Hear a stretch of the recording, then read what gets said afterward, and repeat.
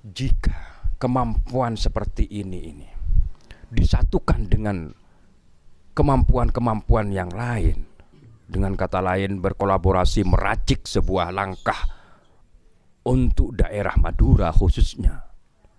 Ngereng orang Madura penega ngereng song-song lompung rampak naung napasiran kisah kalau bagus filosofi orang Madura.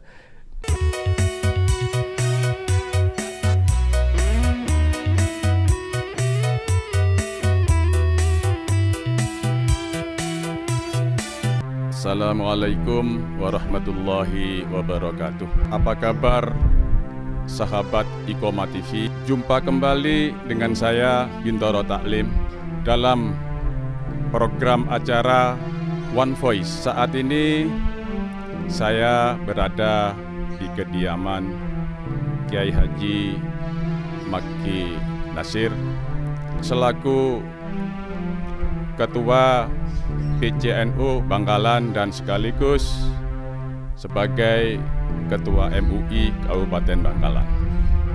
Saya minta tanggapan persoalan wacana atau program pembangunan ISP Islamic Science Park yang sudah dilontarkan oleh Ibu Gubernur.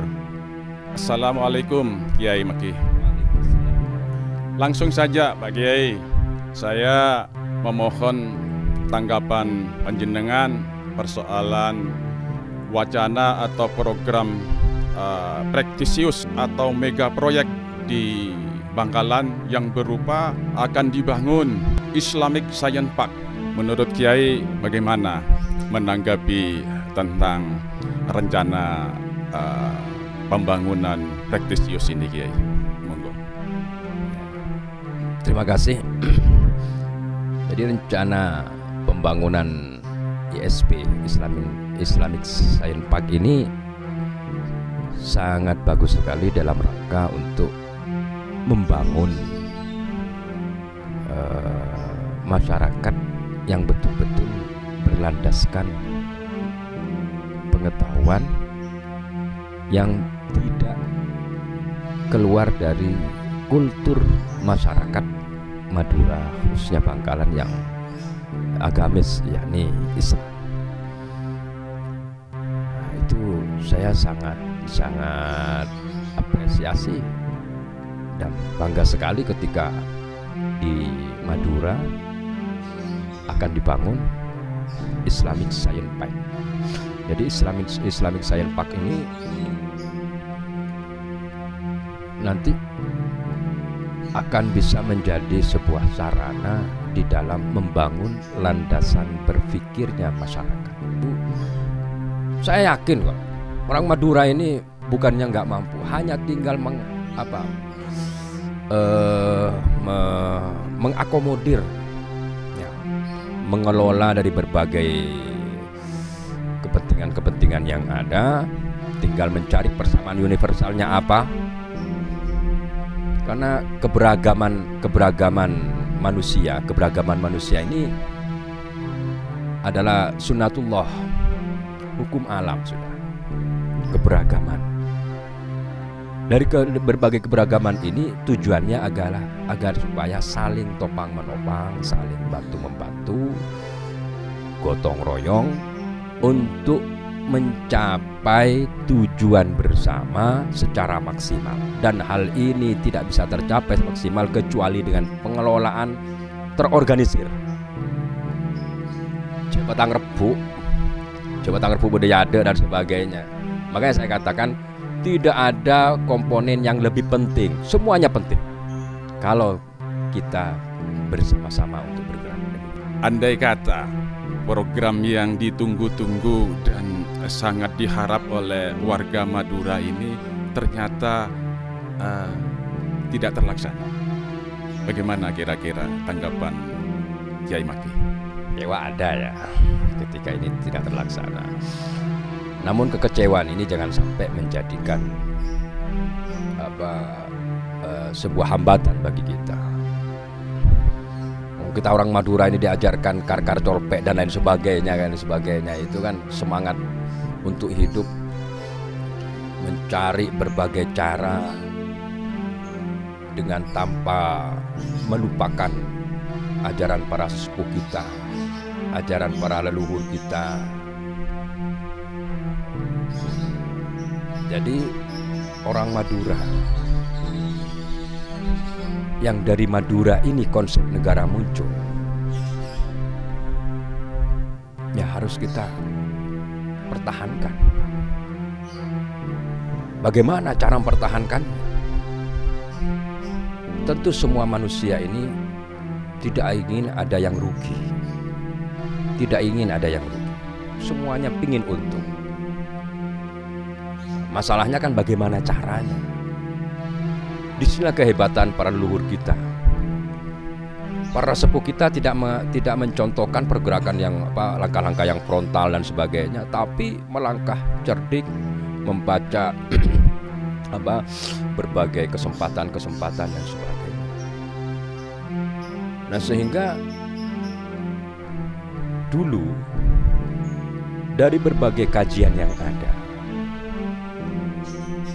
mulai dari perpecahan antar golongan dalam Islam, terus perpecahan antar berbagai munculnya perang dan sebagainya, termasuk ketika penjajahan Hindia Belanda, yang mana perjuangannya hanya bersifat lokal. Bahkan di Penogoro, Imam Bonjol dan sebagainya dan lokal semua. Makanya nggak berhasil. Nah, maka Syekhona Khalil memberikan sebuah konsep untuk bergerak bersatu. Isyarat tongkat beliau itu tidak hanya sekadar pajangan, tapi sebuah simbol agar mempersatukan seluruh komponen, siapapun itu. Dan beliau mengutip ayat itu bukannya juga buat jimat atau apa, enggak, tapi sebuah pedoman hidup.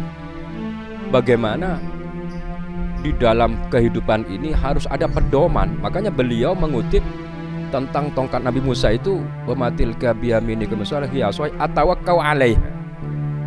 Pegangan.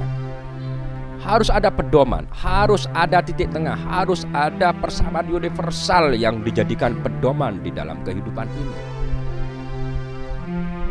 Masyarakat Madura, persamaan universalnya apa? Banyak itu filosofi orang Madura, ajaran-ajaran para sepuh kita. Itu yang dijadikan titik tengah, persamaan universal yang dijaga. Terkait dengan teknis, fastabiqul khairat, kalau nggak ada persaingan, bagaimana bisa maju gitu loh. Kita ini jangan istilahnya itu persaingan dan sebagainya. Harus ada. Kalau nggak begitu, bagaimana mau maju? Makanya dalam Al-Quran itu fastabiqul khairat, pakai fi'il amar, perintah untuk saling berlomba-lomba, siapapun dia. Sebab dengan itu nanti akan ada kemajuan. Nah, terkait dengan batasan-batasan sudah jelas. Batasannya kan sudah jelas. Ini batasannya, ini batasannya. Penjaga batas ini kan yang harus betul-betul kuat, agar supaya dari berbagai kepentingan yang ada, dari berbagai keinginan yang ada, ini nggak sampai berbenturan dan melampaui batas yang ada. Nah, ketika melampaui batas, ya di situ kan penjaga batas atau aparat hukum dan sebagainya. Kalau terkait dengan hukum, kalau terkait dengan norma, di situ ada para sepuh, para kiai atau apa yang menengahi permasalahan yang terjadi. Jadi mari kita ini jangan sampai istilahnya bisa putus asa melihat keadaan. Kita ini bangsa yang besar gitu. Apalagi Madura. Madura ini sudah terkenal dengan keuletannya. Buktinya apa? Ada di daerah di luar Madura salah tak sekolah. Jangankan S1, S seperempat aja nggak punya dia, SD nggak tamat, tapi kenyataannya mampu dia itu untuk membangun keluarganya dengan bagus, mempunyai penghasilan yang bagus dan sebagainya. Nah ini jika kemampuan seperti ini disatukan dengan kemampuan-kemampuan yang lain, dengan kata lain berkolaborasi meracik sebuah langkah untuk daerah Madura khususnya, untuk kita sumbangkan kepada negara. Begitu bangganya para leluhur kita melihat langkah-langkah kita. Para sepuh kita akan bahagia, akan bangga melihat perjuangan kita di dalam meneruskan mengembangkan apa yang telah dibangun oleh para leluhur kita. Ngereng orang Madura penega ngereng song-song lompung rampak naung napas sirang segala bagus lebih rosi orang Madura ngereng napa nyamana istilah lakonen keneng nega kita bangun kembali. Ya tentu butuh kehadiran warga karena kita tantangannya berat.